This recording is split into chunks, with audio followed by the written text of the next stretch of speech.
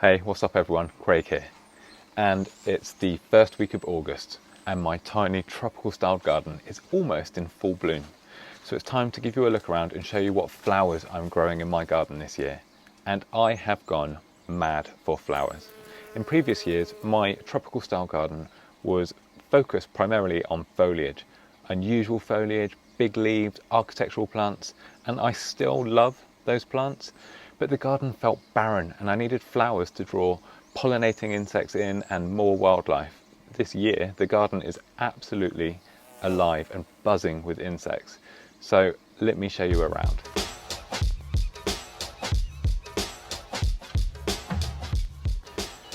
We'll start by taking a look at these lilies. This is an orange flowering cultivar called African Queen, and I got these bulbs because it said the plant was highly scented, and it was absolutely right. I have planted 10 of these bulbs in the central bed to get huge impact, but the fragrance when you walk past this bed in the early evening is absolutely incredible. It's a really sweet, almost vanilla fragrance.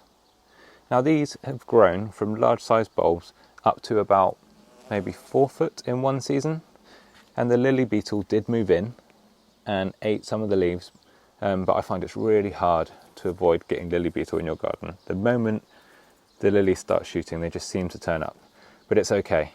As I always say, if the leaves in your garden don't have holes in, then you're not sharing it with the local wildlife. Now, I haven't actually grown lilies in my garden much since we moved in. That was about 4 years ago. But having seen some amazing displays at Hampton Court Palace Flower Show this year, I really wanted to add some lilies for big blooms and bold tropical colours. And the reason I went for the orange flowering one is because of this rose, Rosa redova, which me and my wife refer to as the sunset rose, because it produces so many different coloured flowers, but all in shades of the local sunset. And this lily complements it perfectly.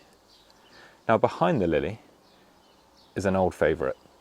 I know George from George's Jungle Garden grows this. We grew it loads at Abbotsbury for tropical gardens, and I love growing it in my own garden. It's salvia, and this one is Salvia amistad, which is this lovely dark purple flowering cultivar, and it flowers for months on end. As each flower spike finishes flowering, you'll have more and more new ones just pushing up and coming through. And this is absolutely loved by the pollinators. I really enjoy sitting and watching the bees visit the flowers, but I've noticed that they don't actually pollinate by going in through the flower, which I'm sure the plant would want because the bee would end up with all the pollen on its back. I've seen bees landing on the top of the flower here and taking a shortcut. Now the purples and the oranges always look good together, and those of you who have subscribed to the channel know that I love purple flowering plants. I just think they look really good against the lush green foliage of a tropical style garden. Now in the lower part of that same bed, carrying on the colour theme, is this orange flowering Impatiens. Again, I've been growing this for several years in my garden and I wouldn't be without it. It just flowers its socks off and it is really, really easy to grow. Now this one is tender, so it will need winter protection, but it's super easy to propagate from cuttings just in a jar of water. I've actually done a video showing you how to do this and I will link it in the description. This is a hybrid Impatiens called Impatiens auricoma cross bicordata. And this is a hybrid of a Madagascan Impatiens with another one from an island nearby Madagascar. And it is so vigorous, which you'd expect with a hybrid, because you so often hear the phrase hybrid vigour, and that's because plants that have been hybridised, just with that fresh genetic material, are so much more vigorous than overly cultivated plant strains. And again, this one is loved by bees, but more so wasps. It hasn't been such a problem this year, but some years I found it absolutely covered in wasps. But I like this plant because it grows happily in shade and has this bright orange flower, which is refreshing for a shade-loving plant. One salvia that is new to my garden this year is this beautiful, intense blue flowering species. This is Salvia cerbona, and I got this from Krug Plants early this year because of this flower colour, but also because of these enormous soft vine-shaped leaves which look so good in a foliage garden. Now, I said at the start of the video I primarily grow plants for foliage, but this plant hits both marks. It is great for foliage and for flower interest, and blue is one of the rarest flower colours in nature, so it's so nice to get such an intense blue. Now, this is flowering at about 4 or 5 foot tall, so this is a large growing salvia, and really it's in the wrong place because it's growing over the garden path and we have to battle it to get up and down the garden. But I'm going to let it grow as big as possible so that I've got lots of material for propagation. I've actually noticed there are some seeds forming, so I'll have a go at growing some from seed for the shop as well. But yes, Salvia cerbona, which is like a salvia on steroids. This plant flowered for me for the first time last year, goes by the common name of giant salvia. But this isn't a salvia at all. This is a rarely known plant called Bromeliad subulagerica, or something similar. And you can see why it's called the giant salvia, because the flowers have that salvia-like shape. But this one has such long-lasting flowers. Now, I haven't noticed the pollinators are particularly drawn to this. It might be attracting things at night when I'm tucked into bed. I'm not sure. We'll see if seeds form, because that's a sure sign that something's been and pollinated each of the flowers. But look how big these flowers are. They're this beautiful translucent purple colour. There's no scent to this plant, but I like it because the leaves are really architectural in their own right. Nice corrugated surface, and this one's quite small. They can actually get really large. And the flowers, it's producing a spike here and another one at the back pushing up through there. Again, that purple colour, one of my favourites for a tropical style garden. It just looks really, really good against lush green foliage. Now, sticking with purple, this is a flower that is quite commonly grown in gardens. It's quite trendy at the moment because it looks good with grasses and other prairie style drought tolerant plants. This is Verbena bonariensis. Now, I've grown this along our picket fence, which is the divider between the dog side of the garden and our side of the garden, because it's a really good look through plant. Even though it flowers tall, you can still see through to the other side of the garden, so that when we're inside and looking out, I can still see through all of the verbena flowers to enjoy the jungle planting on the other side. And this is absolutely adored by pollinators. I actually call it the flag.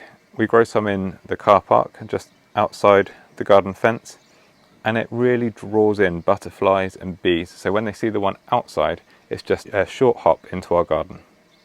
You can see it's actually made up of loads of tiny little purple flowers that are really rich in nectar.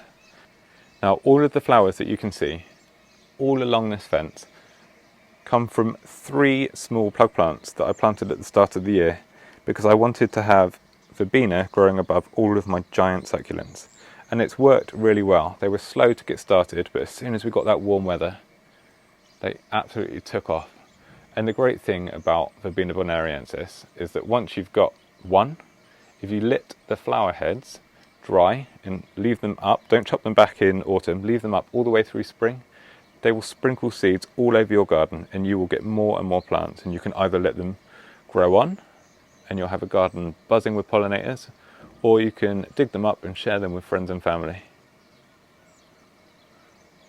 Now, you might have noticed just behind the verbena this giant bloom, which is just colouring up in the sun.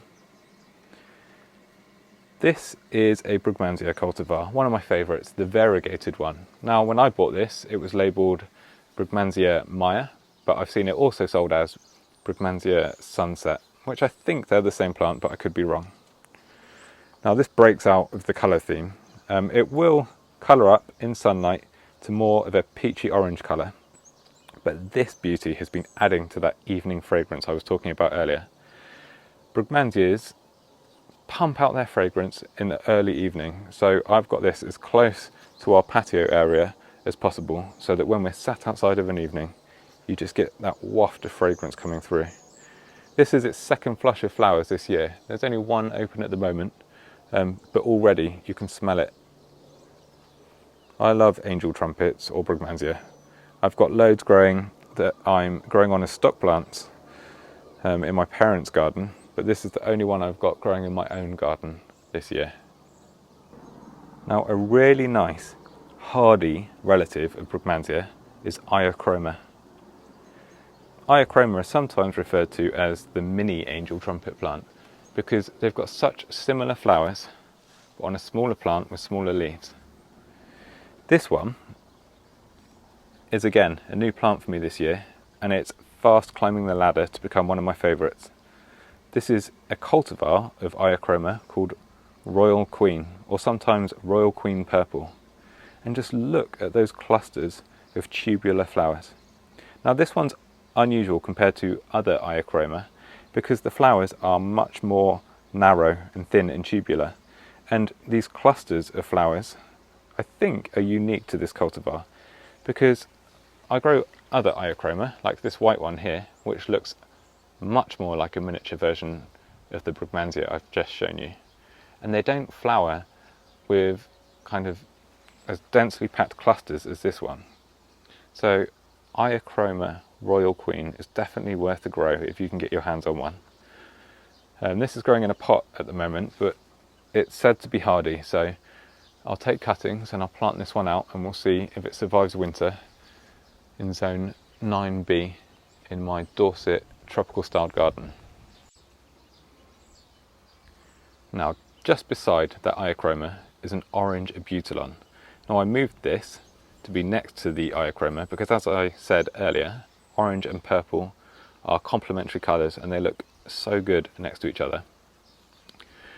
Now I've built a bit of a collection of Abutilons this year.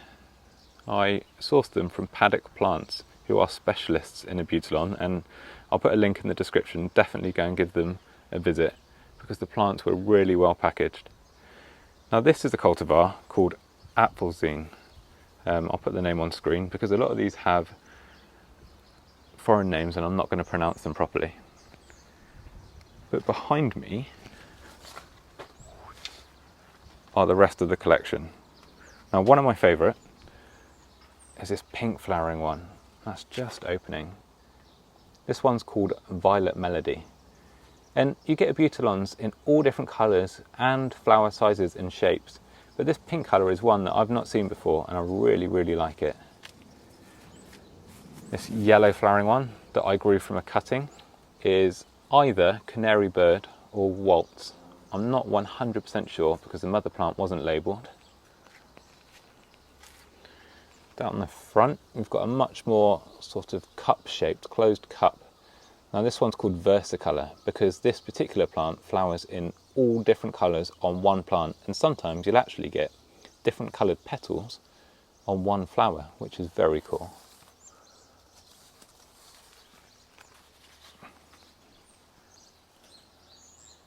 This one here, it's almost an orange flowering one, nice and open. This one's called Lily. And down the front, this is Rotter Vulcan, which I think is red volcano. Now this flower is so red that even the camera on the phone is struggling to pick it up. Now you can see, as I'm moving around the Abutilons, just how many flowers there are. This is why I love this plant, and the Victorians absolutely adored them, and they've sort of fallen out of fashion a bit, but I'm determined to do my bit to bring them back. You'll see these often planted in National Trust properties because they will take cooler temperatures in winter. They can be hardy provided with good drainage, and they might lose their leaves and they might slow the flowering in winter, but they will survive. What else have we got flowering? This one. This is called something like Furwork, which is red petals that have yellow veining and then reveal the yellow centre. I've not seen one like this at all before, so I was really pleased to see this bloom. And we've got a couple of variegated ones. I think this is one called Souvenir de Bonne. This hasn't flowered for me yet. Again, grown from a cutting from an unlabelled plant, so we'll see if we can identify it better once it flowers. And this variegated one here with the yellow mottled leaves and some really cool leaf variegation. And then at the back, Abutilon Patrick Singe, which I grew from a cutting. Now this one is really vigorous, so I'm going to have to give it a chop. But for their flower power, I don't think you can beat Abutilons. Just give them a weekly feed and you're treated to these hibiscus looking, large, really colourful flowers all summer long. And I believe if you grow them in a warm greenhouse, they'll keep flowering through the winter as well. I will keep you updated on the Abutilon collection. I really do think more of us should be growing them, especially in tropical styled gardens. They just look really, really exotic. Now you might know one Abutilon that I was growing in the garden for a few years because I've been training it up this tree. This is Abutilon Megabotanicum, and it's commonly called the Chinese lantern plant, and you can see why. See what I mean about the flowers being so varied in shape and size and colour on Abutilons. This one's got a two-toned flower with this kind of red casing that yellow petals emerge out of, and you can see how many flowers this one's getting. There's one over here, and I really like the way they hang down from the tree. Now, Abutilon Megabotanicum is a trailing or semi-climbing one if you train it up a tree or a trellis. And Abutilons come in all sorts of habits. So the ones I've just shown you are more shrubby, but you can get them like this. I think this one's really beautiful. And on the way to that Abutilon Megabotanicum, I saw this was in bloom. This is my Justicia carnea. The common name is the Brazilian plume flower, and some people call it the shrimp flower because the flowers resemble pink shrimps. Now this is a plant I've been growing in a pot for 2 or 3 years now. I've not potted it on, I just feed it with tomato feed, which will encourage flowering. And it's doing really well. You can see all the flower buds yet to emerge. So you get a really, really good display. Now again, this one hasn't been great for pollinators. I expect in its natural habitat in Brazil, perhaps hummingbirds or something different will come and pollinate with a long tongue. But for me, it's just a really exotic looking plant with amazing leaves as well. I know this is a video about flowers, but I can't help but appreciate the leaves. Look at that dark purple underside and how good it looks against the pink of the blooms. So you can actually get a yellow flowering one of these, and I've been after a cutting of one or a young plant for several years, and I've even bought some, sold as a yellow flowering one, and they've all flowered as pink. So if anyone's got one and they want to spare a cutting, leave a comment and I'll get back to you. This beautiful hot pink bloom, that certainly looks tropical, belongs to a climbing plant called mandevilla. Again, I found a nursery at Hampton Court Palace that specialises in mandevilla, and the colours were incredible. And this is another one of those plants that when it's happy will just flower and flower and flower all season. Look how many buds are still to come. Now I'd call this a semi-woody climber because the mature stems lignify, which is the fancy word for go woody, and then all the fresh growth is much softer. Now I've grown this from a cutting. I think this is a cultivar called Audrey, which is the pink flowering one. I'm hoping in time to be able to grow it up a structure of some sort. I'll keep it in a pot because this one is completely tender, so I'll need to overwinter it either indoors or in a heated greenhouse. Now, being someone who's obsessed with gigantic plants, I had to grow this one. This is sometimes referred to as a giant busy Lizzie because where I'm stood, it's up and over head height, which is easily over 6 foot tall. It's completely hardy and it has these enormous Impatiens flowers. Now this plant is Impatiens tinctoria, which is a really thick, fleshy stemmed and tuberous rooted Impatiens, which makes it completely hardy. It will die back in winter. Now this is a plant that I worked with at Abbotsbury Subtropical Gardens for 4 or 5 years, and I had absolutely no idea that it was scented. And that's because I worked with it during the daylight hours. When I got home and I started watering my one, it releases such a strong fragrance of an evening.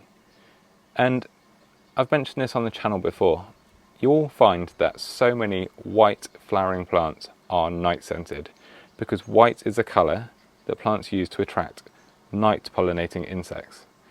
So if you have somewhere with a bit of shade that you want jungly foliage and really fragrant flowers of an evening, try growing Impatiens tinctoria. It's completely hardy and I wouldn't be without it in the garden. And when people visit, they really often ask if this is some sort of orchid, which for an Impatiens is a bit of a compliment. Definitely one to give a go. I've even been lucky enough to have some of the Bromeliads that I'm growing as epiphytes on my tree that's mounted onto the tree with no soil to actually produce flowers, which just shows how happy they are. Now this really cool speckly leaved one is a cultivar called Casablanca. It's a Bilbergia cultivar and the flower is incredible. It began with these, something's getting in the way, what's a leaf? It began with these pink, I'm going to say bracts, and they're such a hot pink, and then it comes up, emerges out with a flower spike which is actually made of several little flowers which are in shades of green, blue and purple. It's a really unusual plant, and I've said to a couple of people that watching this flower spike emerge from a plant that seemingly has no roots or compost is a bit like a magic trick of just pulling a rabbit out of a hat. I've really become fond of growing bromeliads this year and I didn't expect them to flower for me, so this is a real bonus. Now this is my golden Indian bean tree. The Latin name is Catalpa bignonioides aurea. And this one I found at a local garden centre, which was a rare find because they don't often have anything interesting. And it looked as though it was grafted because there's a scar at the base. Now I was told that these don't flower until they are much, much bigger. But I was treated to flowers at the top. Now they've just gone over, but I'll show you footage of when it was in full bloom. And again, they were white flowers that had a really sweet scent of an evening and overnight. And I don't know whether they've been pollinated, but if they have, I should see why this plant earns its common name of the Indian bean tree, because the pollinated seed pods grow, I've seen them on a larger tree nearby, to over a foot long and hang off the tree all winter. So they look really, really jungly. But this is one of the trees that I featured in my video all about trees for a tropical style garden. And it's still one of my favourite. The colour of those leaves just really stands out and they look so fresh all year. Even in the heat we've had, this garden has got to over 40 degrees this year. And they are still fairly happy. Hopefully you enjoyed that tour. As I say, the garden smells incredible and there are so many pops of colour and it's alive with insects. So if you haven't got that many flowers growing in your garden, I urge you to plant some more flowers, get some flowering bulbs and give it a go. You won't regret it. Thank you so much for watching this video. Feel free to check out my plant and seed shop where I ship all over the UK, and I will see you all in the next video. See ya.